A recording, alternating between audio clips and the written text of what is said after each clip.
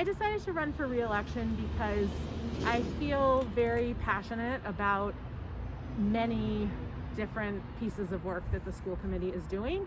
And I feel that we've made a lot of great progress in the last 2.5 years, but some things are still happening that I just feel like I'm not ready to leave.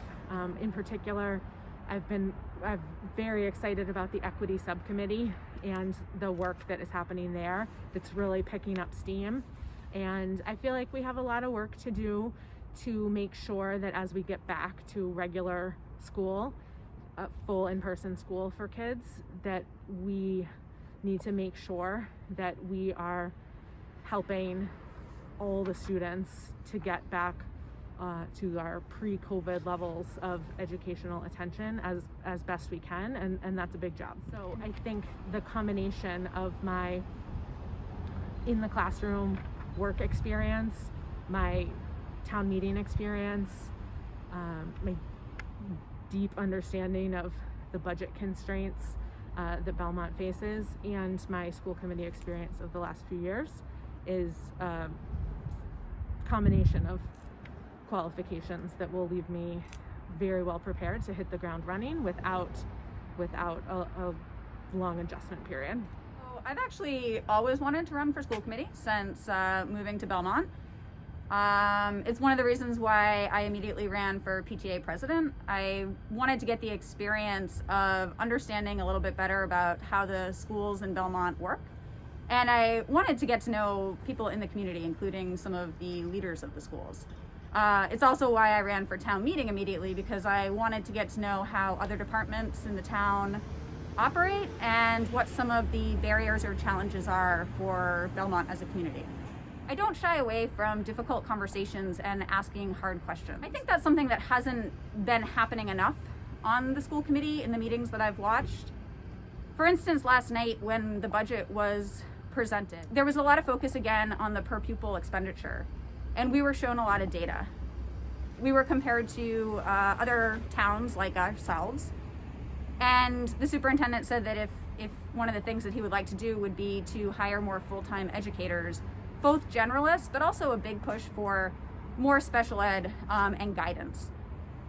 So on one of the slides, one thing that I really noticed is that he was presenting that we're in the bottom of expenditure on many different variables. But if you actually looked at our expenditure on administrators and maintenance and organization and upkeep of the schools, those were far above what we're actually spending right now on special ed, guidance, and full-time educators.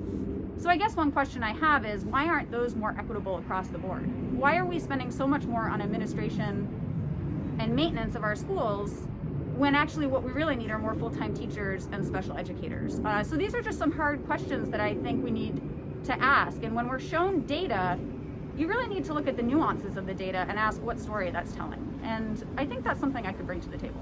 Most importantly, I care about the town. I care about education in this town.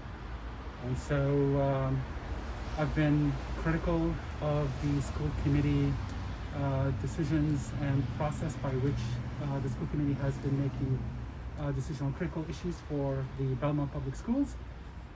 Tried to work from the outside by supporting the various proposals for opening schools, talking to school committee members, and decided the best way to do it is to be part of the solution by being part of the school committee.